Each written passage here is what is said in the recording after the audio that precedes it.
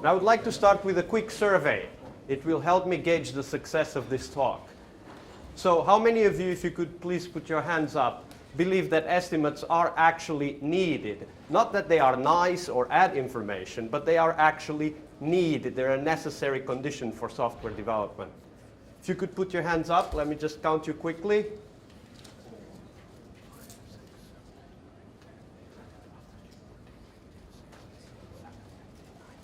Thank you.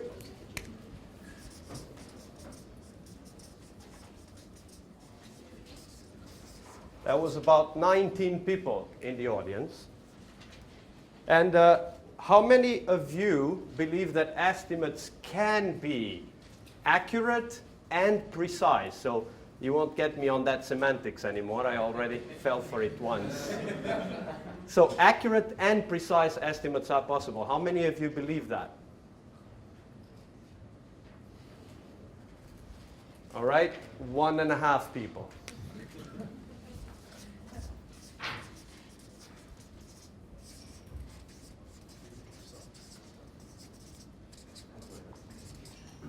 Right, and then the last question, which is one of the most important for my talk, is how many of you wish you could run a whole project or even an IT department with no estimates?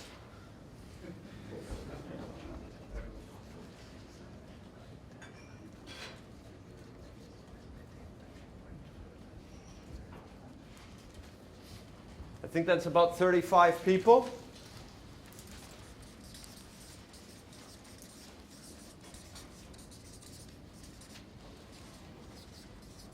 All right, so the success metrics for my talk will be that this number will go down, and if it goes that, this talk will be a success. This number can't actually go much further down, but let's see. And then, of course, the number of people who would like to manage their department or their project with no estimates would go up. So this is the challenge for the next 40 minutes. Thank you for humoring me and playing with this survey.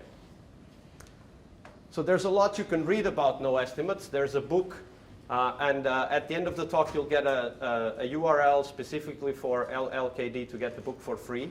So don't leave before the end. Hint, hint. And you can read a lot about what I've written on the topic of no estimates and in general about how I look at software development on the blog, as well as see some of the presentations, including today's presentation on SlideShare. So just a word of warning. I was once at a conference, it was 1 year ago, and David, who did the keynote today, was talking about something that I knew about, but he mentioned it in a way that struck me as very important for the no estimates debate. He was talking about what Kahneman calls in Thinking Fast, Thinking Slow, the System 1 versus System 2 conflict. And the fact of the matter is that no estimates is going to challenge some of your preconceptions. It's going to put you in an uncomfortable position. And if you are entering this talk with the System 1 predisposition, i.e. you're thinking quickly, intuitively, you're reacting with kind of a made idea or a set idea of how software should be, then you're not going to get out of this talk almost anything. Because I will start from the beginning to challenge the basic assumptions that there are, whether it is in the agile world or even in the waterfall world, about software development. So be ready for it. And when you feel that your System 1 is kicking in and you're going like, no, that's not possible, just stop for a second, recognize that fact, and think, wait a second, how would this be possible? What would make this a possibility for me? That will be a much more valuable question for this talk specifically, because there's some serious things going on in this talk. And I'll start immediately with the first slide, which basically says that most backlogs are waste. Now, how many of you actually use a backlog on a daily basis? So you probably know this already. This is not challenging anything, right? So how many of you actually would believe with the first phrase on that tweet that most backlogs are waste? Okay, a smaller percentage of you than those that are actually using backlogs. But the fact of the matter is that ideas are a dime a dozen. If you go out and have coffee with someone, you might have 100 new ideas for your product when you go back to work. They will all end up on the backlog. Are they all useful? You think so, otherwise you wouldn't put them there, right? But in the future, some of them will prove to be either unnecessary, not useful, or just totally inadequate for what you're trying to do. The fact of the matter is that we treat backlogs as a freezer. We just put stuff there so that it doesn't go bad. But actually, backlogs are a shelf in the supermarket. Things go bad on the shelf. Every idea that you come up with has a shelf life. And the fact that we just keep on increasing the shelf space for the ideas we have for the product is just waste, because we don't need that big shelf. Actually, most of the decisions we make, especially the most important decisions, are made with information that is available right now, when we know the least about the future. So backlogs are not a very good paradigm to manage a complex software development environment or product. But it gets even worse, because then we estimate all of those ideas. Not only do we have a backlog of, say, 100 new things or 200 new things, we will go and estimate every single one of those. That's super waste. That's what Paul Klee calls super waste. But then, when the reality changes, when new information comes to light, we will go and re-estimate all of those. And that's already mentally deranged territory. So just a couple of stories to kind of illustrate what I mean by this. In one of the teams that I was working with, they were terribly demotivated by the way that their work was being managed. They had a backlog. The backlog was being kept up to date. They had their grooming meetings. Everything was there. But the backlog had so many things, so many small things that had no direct direction, that they were totally demotivated. The product didn't have an identity for them. So what we did with that particular team was that we scrapped the backlog, and we started working with them on a new idea. They wanted to try out a new technology, which was relevant for the business, not just because it was a new technology. It was actually a new provider service that would create new products potentially in the future. And we spent one sprint, so 2 weeks in the case of that team, actually working on that new thing, which wasn't originally on the backlog. This was totally out of the blue. It just was added because some new information was collected that made sense, and they wanted to explore that new business opportunity. So in 2 weeks, they were able to go from a very fuzzy concept to a completely new feature that was only possible because of that new technology. In 2 weeks, which was something that they had never done. Because previously they had just spent 4 sprints or 8 weeks, 2 months, trying to get one feature out the door. And in less than 1 sprint, they were able to do something that they never thought was possible. If they had stopped to create all of the stories and estimate everything that they needed to do, they probably would not have started that. Yet, at the end of that sprint, they were motivated, they were happy about what they had achieved, and they were ready for something new. None of it was on the backlog when that work was started. None of it was estimated. Yet, everything was successful.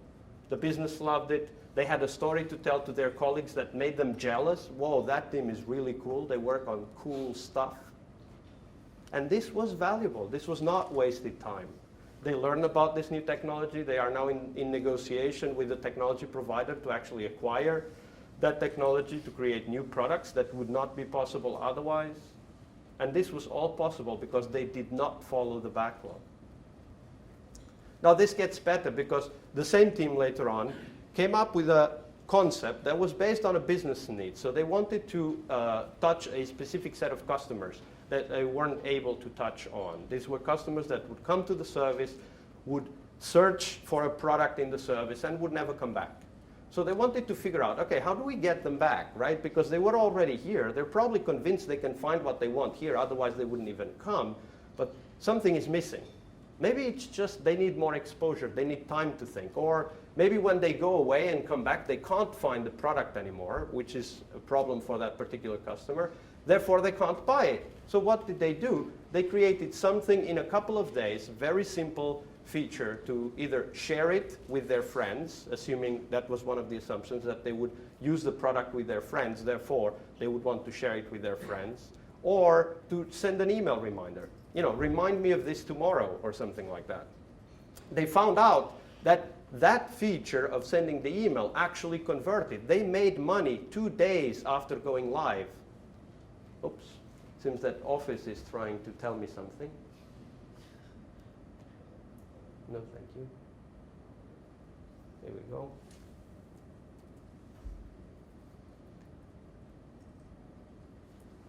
So as I was saying, 2 days after they went live, they made money with that feature. This was a feature that did not exist before, so this was totally new money.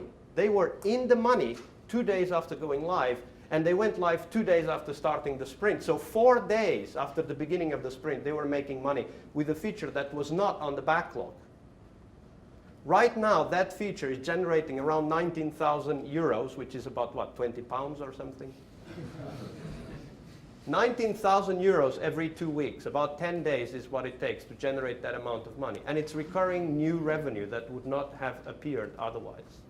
Now, 19,000 happens not to be a very large number for that customer, but it's enough for them to go to the CEO and say, hey, I paid your salary today. And that's a powerful conversation to have with your CEO or CIO, right? I'm not just here doing software, I'm paying your salary.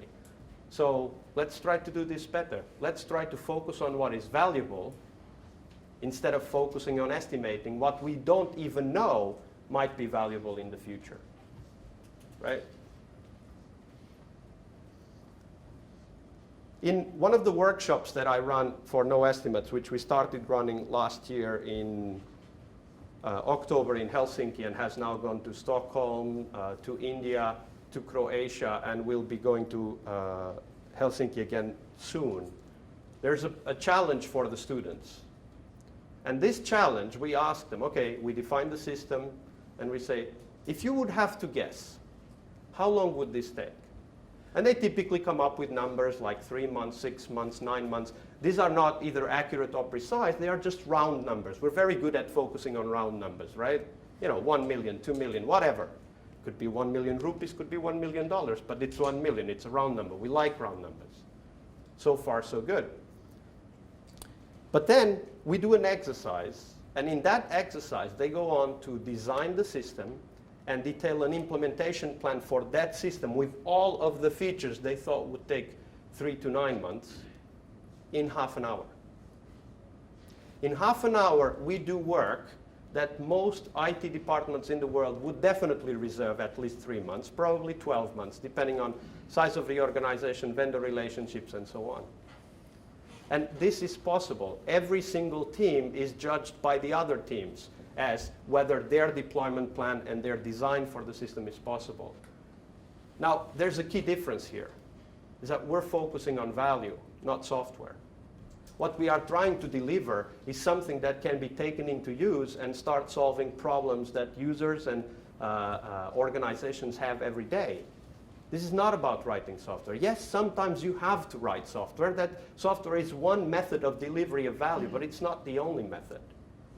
And that's what we try to focus on the workshop, is how do we change our paradigm from delivering software to delivering value? And one key aspect of this is no estimates. Because every now and then you come to a point in your life that you have to make a decision, right? Do we go with the old paradigm or do we go with the new? The old paradigm, you wake up tomorrow, everything is the same as it was yesterday. You won't notice any difference. You'll be happy, or as happy as you were before. But if you take the new paradigm, you take the red pill, and then you have to really go and see how far that rabbit hole goes. That's really the key question with no estimates. That's why I'm talking about System 2, that's why I'm giving you these stories. Because the fact of the matter is that no estimates is a totally different view of reality. Some of us have experienced it. We have seen it from a different perspective. We can see the matrix. And now my goal and my objective is to give you a little bit of that. I am aware, however, that a lot of what I'm facing is something that you have been taught in school. I was in project management school. I did my IPMA certification because I happen to be born in Europe, so that's more likely to happen than taking a PMI. But that's what happens. We are forced to see reality in a certain way due to our education. Before we can see reality in a new way, before we can see how no estimates can work, we have to see reality in a different way. Here's one guy that made you see reality in a different way. This is Kent Beck. He didn't do it alone, but he's one of the guys who wrote about extreme programming. Now, I don't know if many of you remember the discussion about extreme programming in the early 2000s or late 90s, but very shortly, people thought this guy was crazy. Today, a lot of people take many things from extreme programming and use them within whatever context, whether it is Kanban or Scrum or just developing software in whatever department, even waterfall. There are teams that are stuck in a waterfall environment that might be doing, for example, pair programming, or might be doing the planning game for their sprints in their water scrum fall environment, and so on, right? But this guy changed your world. Ken Schwaber. What he did, not alone, obviously, with the community around him, what he did changed the way we view software today. Whether we agree with him or with Kent Beck or not is not the point. The point is that today we see the world of software development differently because of the work that these guys did. But they build on work from others. Taishi Ono, one of the forefathers of what is known as Lean, but it was actually originally Toyota Production System. And even Taishi Ono got help from other guys, like Deming and Yuran and so on. These guys changed the world. Deming changed the world so much, of course he didn't do it alone, that he got kicked out of the US because he was just nagging too many people in the US. He went to Japan and in the process created one of the most productive and highest quality industries in the world. He didn't change the world at home, but he changed the world at home through what he did in Japan with other people. So that's one of the challenges we have, is that reality is different. We have to learn to see further, and we have to learn to see further on the shoulders of those that have come before us and have established certain things that we build upon. Let me just give you a couple of examples. How many of you know what this is? Okay, still most of you know, that's good. How many of you use this kind of tool on a daily basis? Almost no one. When I started programming, if I didn't do this, I would be considered incompetent. What? Writing code without doing the UML diagram? Are you nuts? No, you have to write it, and then you have to review it with your peer colleagues, with architects, and then peers, and so on. That was a completely different way of developing software than we have today. In fact, we use those models to then send those models away somewhere where some potentially code monkeys, that's what I was told anyway, would actually transform that into code, because that was the easy part, right? I mean, coding is easy. The UML diagram, that's for real architects. But of course, a little known fact is that today most software developers are actually humans.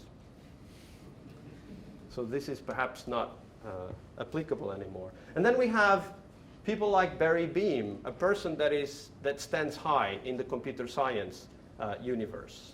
He contributed a lot of new ideas. He produced a lot of knowledge. But then he writes a book called Balancing Agility and Discipline.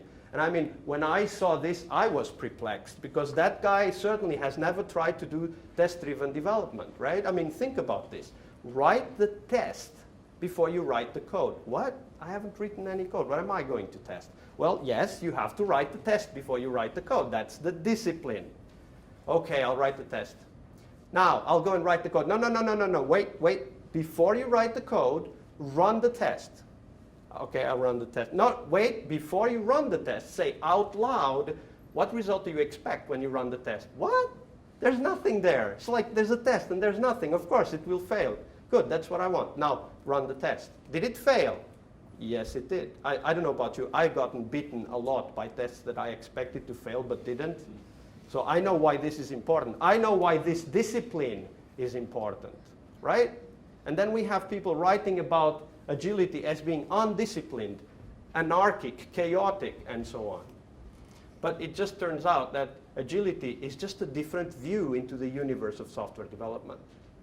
And in some aspects, it's much more disciplined than anything that came before it. Perhaps in others, it doesn't look like it's so disciplined.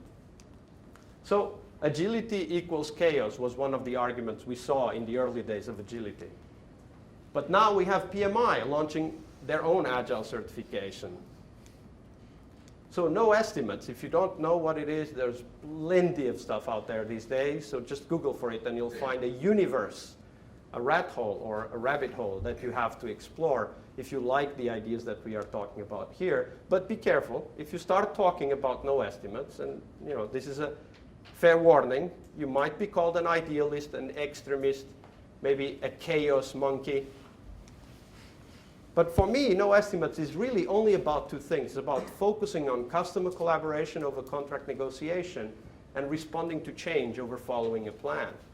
For me, this is what no estimates is about, nothing else. So one of the things that is important is that when we estimate, we're implicitly making a plan. But there's one caveat to this. There's one side effect to estimates and plan being together, which is that at that point, when estimates and plan are married, you can't separate them anymore.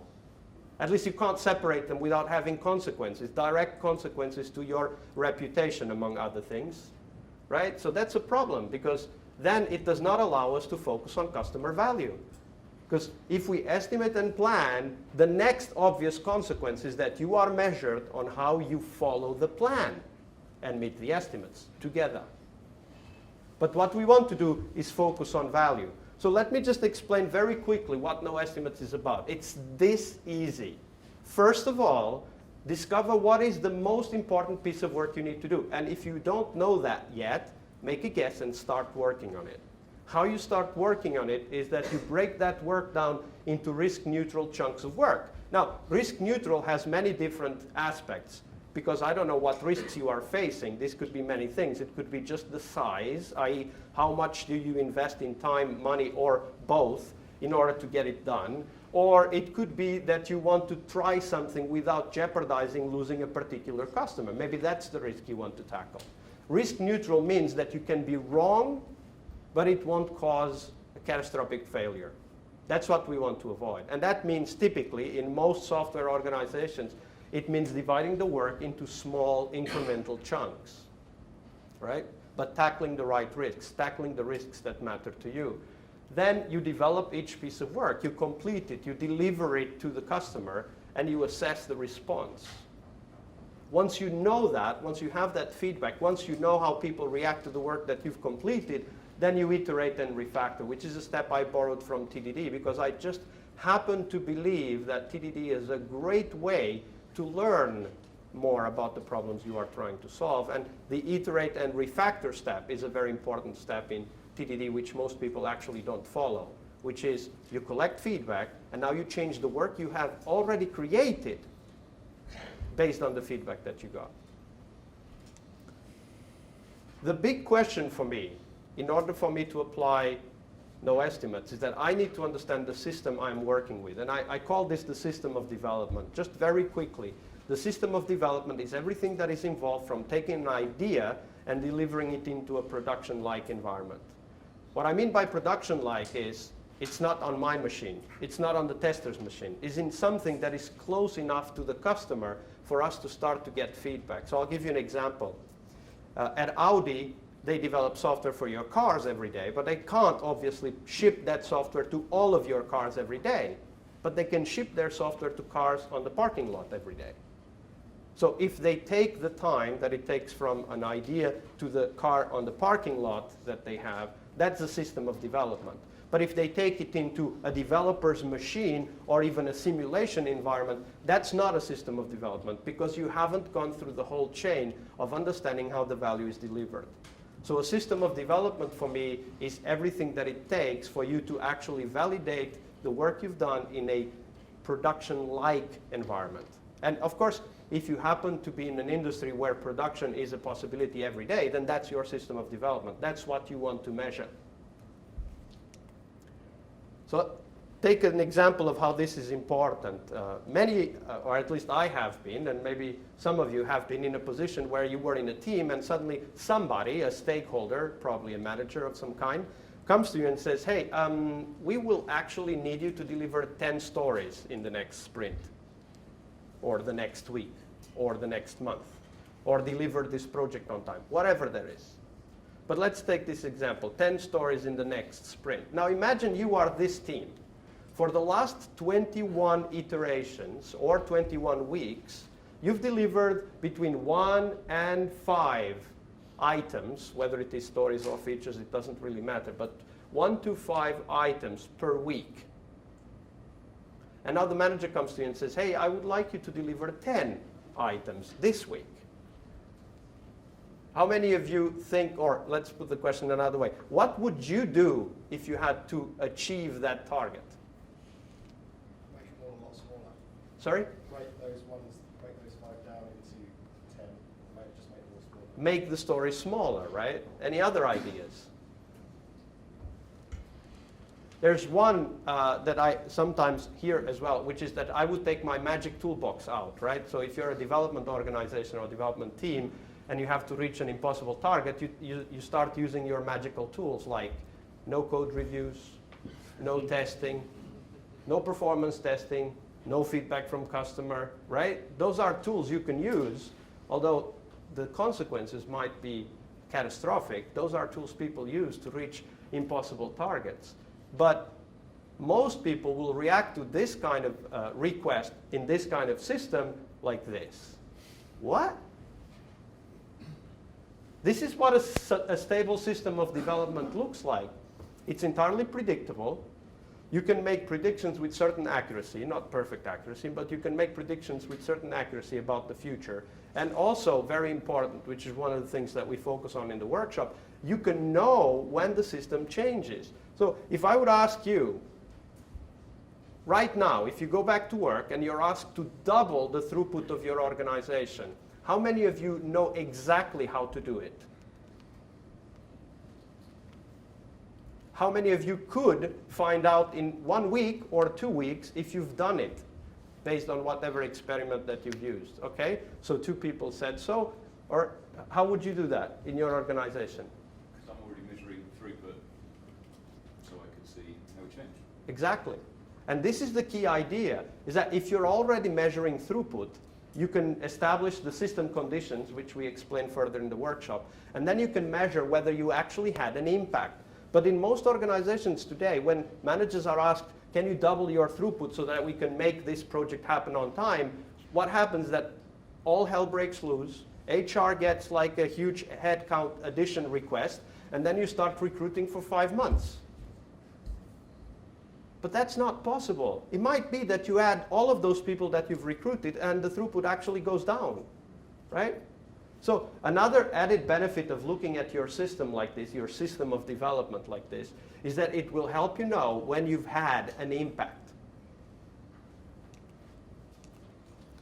So obviously the next question for us is, can we use the data we have to predict future throughput? And I'm going to give you 2 rules which are heuristic rules. This is not absolute science. This is stuff that works in practice and that we need to improve over time. But these are my heuristics.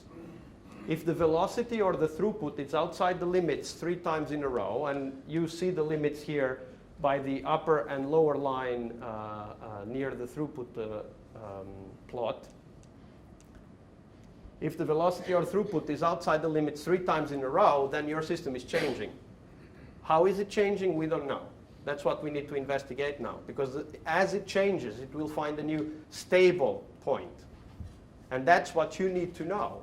Because you can't predict the future behavior of the system, but you can certainly assess if it has changed and in which direction. And this is one rule that asks you to look again, right? This also means you can't actually make predictions. You can't actually predict what the throughput of the system will be. You have to observe it. And when was the last time that an estimation technique told you when you can't know if your estimate is right? right? So the second rule is, are there 5 or more velocity or throughput points in a sequence? This is what I call the run test. This is all based on the work by Schubert and Deming many, many years ago, adapted to my reality, which is IT development. And if this is the case, perhaps you're just starting the project. Velocity hasn't yet stabilized. Throughput hasn't yet stabilized. So obviously you need to know a bit more before you can make hard predictions. System is changing. You need to learn more. You need to understand how the system is adapting to the current reality. Or maybe you just added one more team. Or maybe you removed a certain item or a certain environmental condition that was disturbing the throughput of the team. Like, for example, regular meetings with third parties in the organization that have nothing to do with the product, but definitely want to influence it all the time, also known as the CEO. Right? This can happen. So I looked at a database of 21 projects. We have, I'll give you the link in a second. And in these 21 projects, I looked at, do these rules apply, right? So I tried to see whether these rules would apply to a large portion of these projects, and the fact is that they do. Projects that I don't even know about. I don't know what work they did, I don't know what technology they used, and I can make pretty precise predictions about the throughput of those projects. And actually, I have an example for you. This is a project I wasn't at, and I looked at the question, if we do story point estimates, and we compare this with no estimates, which one is more accurate at predicting the total throughput of this project? This was a 24 iterations, 24 sprints project, and I asked this question from 2 points of view. If I take the data I have from the first 3 sprints of this project, how accurate can I be, how precise can I be? And if I take the 5 first sprints of this project, how accurate or precise can I be about the total throughput of the project? And I did this without knowing what this project was about. This was data that we've collected from many teams around the world. 5 sprints was there because there's, of course, an implicit assumption that once you have more information, you may be able to make a more precise prediction of the throughput of the whole project, or the output of the whole project. So here's the link for the No Estimates project database. There's 20, I believe 22 projects right now over there. And after just 3 sprints, which one worked best at predicting the total output of the project? So when I looked at the story points, the true output in terms of story points was 349.5. Don't ask for the half. I have no idea why they used the half. They just did. But the predicted output using data from the first 3 sprints was 418 story points. That's a deviation of 20%. 20% on the wrong side, meaning that if you had used that, you would have been late. But the number of stories was 4%. The true output was 228. The predicted output was 220 stories. The deviation was 4%, 4% on the right side, meaning that you would have been earlier if you had used that prediction. But how about 5 sprints? Maybe it got better. So what we've learned, yeah, story points actually did get better. The error was now 13%, prediction versus actual.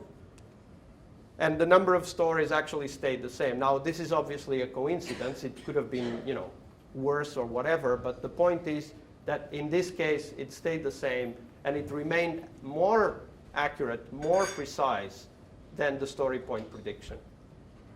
So it works. But there's more. This is a graph shared by Corey Foy. You see the black lines over there? This is the minimum and maximum duration for tasks or stories of different sizes. On the x-axis, you have different sizes. On the right side, you have the larger stories. On the left side, you have the shorter stories. But there's one thing that you don't see very well, which is these green triangles here. These green triangles are the average cycle time for those stories. And notice how they are not very different from each other, independently of the size of the story. The black bars represent what estimates are. You make predictions based on how much you estimate a story will take. That's what the black bars are, and there's huge variation there. And in the green triangles, we see predictions that could be made based on actual average cycle time, actual information from the system. So which one would you take if you had to predict a project? And don't forget, if you use the normal regular estimates, you still have to sequence those tasks. That's what regular estimates are, right? Because you don't know if task A can be started on time until you know if the previous task started or ended on time. And this story really blew my mind. So this is a team that actually did the whole estimate. They pick up the backlog, they estimated everything. They did a little better than average because they only used 1, 3, and 5 story points. And then they projected the release date based on that information. And the release date predicted was 20th of October of 2014. And then they did something that was truly, truly amazing. They just went to Excel and they changed all the estimates, right? So what was a 1 remained a 1, but what was a 3 was now a 2, and what was a 5 was now a 3. So the estimates have changed now. It doesn't matter what size it is. They are all the same size. And when they did the forecast, they came up with a date of 29th of September. That's 3 weeks. 3 weeks of difference between the top end and the low end projection based on either story points or just counting the number of stories. The guy who did this, Bill Hanlon at Microsoft, said, after I did that, I stopped thinking estimation was important. And this is really what we are talking about here. Because whether you believe, let me just jump ahead here quickly. Whether you believe that estimates are true or not, the fact is that reality is different from what you were told at school. And remember, when you try to bend the spoon, i.e. be precise and accurate with your estimates, there is actually no spoon, right? Because estimates can't be right. We already have enough data to prove that. But you can do a lot to have enough information to change the way you work, maybe even ditch the whole backlog, in which case estimates are no longer important, and focus on something of value that you know now you need to deliver. This is what we did with the team I mentioned in the story at the top of the presentation. So if you want to know more, the book is for free for anyone at LLKD 2015. You can get the link from there and you can download it. It will only be available today. If you have problems downloading it, you can also tweet me or email me and I'll make sure you get it. So that's the final request to you, is that you don't need to believe me. The data is there. The data is in your system. So just use it. Make predictions based on the data you have. Analyze the stability of the system to understand how to intervene, how to change the system. Take no estimates and try it out. And guess what? In this book, you'll learn how to do it without having to ask for permission, because the data is there. You don't need permission. You just need to know how to apply it. Thank you very much.